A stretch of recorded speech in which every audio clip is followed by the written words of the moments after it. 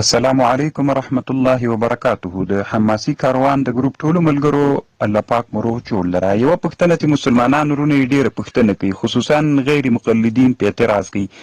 لکه لږ مخکې ورور د لندن نه پوښتنه کړې وه، نعمت الله په نامه باندې، حاجي نعمت الله د لندن نه. هغوی ویلې چې مثلا د مړي ته قرباني څنګه ده، یا جواز لري، کوم احادیث پکې راغلي که نه دي راغلي. بعضې غیر مقلدین چې د هغې اعتراض کوي، وایي مړي دپاره قرباني اسلام کې بیخي شته ده نه.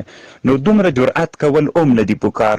یو سړی چې کله یو مسئله کې د سلفو په زمانه کې اختلاف راغلی وي او هغه وخت کې د حدیثو کتابونو کې بابونه ورته کېښودل سوي، نو دومره جرأت او دومره تیزي نه ده پکار چې سړی وي نه ده ثابته. اول په ترمیزي کې بعضې ورونه دغه پوښتنه کوي چې په ترمیزي کې یا د احادیثو کتابونو کې د مړي دپاره د قربانۍ په اړه بحث تا که نسته ده. وکړي مسلمانانو ورونو. امام ترمیزي رحمه الله د اضاحیو په مبحث کې یو باب کړي، بابو ما جاء فی الاضحیة عن المیت. د مړي نه قرباني کول څنګه ده، آیا جواز لري که جواز نه لري. به حدیث راوړی ده عن علی، سند مکمل ذکر کوي، عن علی انه کان یضحی بکبشین. علی رضی الله عنه به دوه دانې پسونه علالول، احدهما عن النبي صلى الله عليه وسلم والآخر عن نفسه. فقيل له چا ورتویلی ولی دا کار کوي، فقال امرني به، يعني النبي صلى الله عليه وسلم ما ته پې امر کړی، فلا ادعه ابدا، زه یې ابدا نه پرېږدم. دا حدیث امام ترمیزي راوړی ده. او امام ترمیزي رحمه الله دا حدیث دلته په خپل کتاب کې ذکر کړی او باب ورته کېښودلی ده، بابو ما جاء فی الاضحیة عن المیت. سمه ده. علما د علم حدیثو په دې حدیث کې یو څه خبرې لري چې معنا د حدیث به څنګه وي. اگر چې یو غیر مقلد عالم چې په ترمیزي شرح کړې ده، علامه عبدالرحمن مبارک فوري تحفة الاحوزي کې ویلي دا حدیث ضعیف ده. خو داسې نه وایي دی چې دی وایي که چېرته چا له مړي نه قرباني وکړه، وایي احتیاط دا ده، یعنی جایز ده. واما حديث علي فالمذكور في هذا الباب فضعيف كما عرفت، فإذا ضحى الرجل عن الميت منفردا فالاحتياط أن يتصدق بها كلها. نفس جواز قائل دی، د دوی وی د حدیث ضعیف ده. اما دا یو چې په ترمیزي کې نفس د دې دپاره باب کې ښودل سوی. بعضې خلک وایي چې احناف په حدیثو نه پوهېږي او په مسائلو کې احادیث دلیل نه لري. د امام ترمیزي د حدیث دلیل ده یو. ابو داود رحمه الله، امام ابو داود هم په خپل کتاب الضحایا کې هلته بحث کوي. د ترمیزي د حدیث نمبر که دی څوک ګوري چې دا ترمیزي کې د حدیث رقم د حدیث 1495 حدیث ده. ابو داود سجستانی هم په خپل کتاب کې باب کړي، باب الاضحیة عن المیت. له مړي نه قرباني کول څنګه د اسلام کې جواز لري که نه لري. و همدغه د علي رضی الله عنه حدیث راوړی ده چې نبی علیه دوه پسونه علالول، یو له رسول علیه السلام نه، یو له خپل ځان نه. نو دا حدیث دلته د ذکر کړی ده، 2790 لمبر حدیث ده. نو علامه خلیل احمد سهارنپوري رحمه الله هغه هم بیا په بذل المجهود کې بحث پې باندې کړی ده، یعنی معنا په سند د حدیث کې چې علماو کمې خبرې کړي دي د هغې نه دفاع کړې ده. دا یې بل. نو حدیث خو اصل کې ضعیف ده نه، سمه د ترمیزي په روایت باندې حدیث ضعیف وي ځکه هغه په سند کې د بل چا نه روایت ده. اما حاکم د مستدرک کې هم دغه حدیث ده، المستدرک علی جامع الصحیحین کې هلته دا حدیث راوړي. قال ضحى علي بكبشين، كبش عن النبي صلى الله عليه وسلم وكبشا عن نفسه، وقال أمرني رسول الله صلى الله عليه وسلم أن أضحي عنه فأنا أضحي عنه أبدا.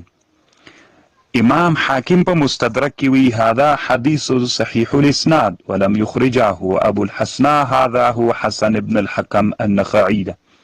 سمه ده په دې پوهېږو، احنا په دې پوهېږو چې کله حاکم په مستدرک کې وایي چې دا حدیث صحیح ده، نو هغې باندې باید سړی اعتماد ونه کړي تر څو چې امام ذهبي یا رد وکړي یا موافقه وکړي. دغه حدیث په مستدرک د حاکم کې 2718 لمبر حدیث ده. نو امام لاندې لیکي وافقه الذهبي في التلخيص الته لیکلي صحیح بالکل دغه حدیث چې حاکم په مستدرک کې راوړی دا حدیث صحیح حدیث ده. نو امام ذهبي چې لوی عالم د دنیا ده د حنفي نه ده محترمو او هغه دا وی چې دا حدیث صحیح حدیث ده. علامه ظفر احمد عثماني رحمه الله په دغه کې په علاو السنن کې باب کې ښودلی دا باب تضحیه عن المیت اضحیه له میت نه له مړي نه قرباني کول څرنګه د دې په باندې اوږد بحث کړی دا حدیث هلته هم راوړی ده او لیکلي دي چې دا حدیث قابل د استدلال ده او ابو داود په سکوت کړی ده. او بیا یوه خبر سته د مسلمانانو ورونو چې دغه ټکي ته مو فکر وي که چیرته یو سړي له مړي نه قرباني وکړله نو احناف علما وي یا به مړي وصیت کړی وي یا به یې نه وي کړی. که مړي وصیت کړی و نو که وصیت یې نه و کړی نو هغه غوښه یو حالت لري، که وصیت یې کړی و بل حالت لري. داسې فقها لیکي که چیرته مړي وصیت کړی و چې له ما نه قرباني وکړه نو که بیا له مړي نه قرباني وکړله نو دغه قرباني علما د احناف وایي صدقه کوي به په شامي کې رد المحتار شامي کې او په طحطاوي علی الدور المختار کې او په نورو ډیرو کتابونو کې مثلا مجموع الانهور کې په بدایع صنایع کې نور علما د من احناف علما کتابونو کې وایي چې که مړي نه قرباني وکړله نو او مړي وصیت کړی و صدقه کوي به خامخا به صدقه کوي غوښه یې خوړلی نه سي. خو یوه خبره ظفر احمد عثماني صاحب ډېره خوندوره کړې دا خبره به زازیې کې هم سته ده. یوه خبره ډېره خوندوره دغه کړې ده علامه ظفر احمد عثماني صاحب کړې ده وینبغي تقیید الامر یعنی که مړي امر کړی وي دا باید په یو شي باندې مقید سي بما اذا امره بالتضحیه عنه من ترکته فی الثلث یعنی که مړي وصیت کړی وي چې له ما نه قرباني وکړي او دا قرباني د مړي له ثلث نه وکړل سه بیا واجب التصدق ده. ولو امره بها من عند نفسه كما امره صلى الله عليه وسلم عليا فحكمه حكم ما لو ضحى عنه بلا امره. یعنی ګوري دوه صورت سول که مړي وصیت کړی چې له ما نه قرباني وکړي اگر چې احناف علما خو یې ټوله به صدقه کوي نو علاو سنن کې یو ښه قید ذکر سوی د هغه وایي که چېرته مړي وصیت کړی چې له ما نه قرباني وکړه دغه امر چې له قرباني له ما نه وکړي نو که دا له ثلث د مړي د مال نه سوی و بیا یې هلته غوښه واجب التصدق ده او که چېرته د مړي د ثلث د مال نه نه و سوی سړي له مړي وصیت وکړه نو وارث یې له خپل ځانه ورته وکړه بیا لکه علي رضی الله عنه چې نبی علیه السلام ته کوله بیا تصدق واجب نه ده. اما که مړي وصیت نه یې کړی لکه د موږ افغانستان کې عادت اکثره خلک یا پاکستان پښتونستان کې عادت ته چې مړو نه خلک قرباني ورته کوي نو دا د خپل اختیار لري لکه نورو نه چې څنګه کوي دلته مغسې هغه لري. دغه خبر ظفر احمد عثماني صاحب کړی فحكمه حكم ما لو ضحى عنه بلا امره لكونه تطوعا عن في الوجهين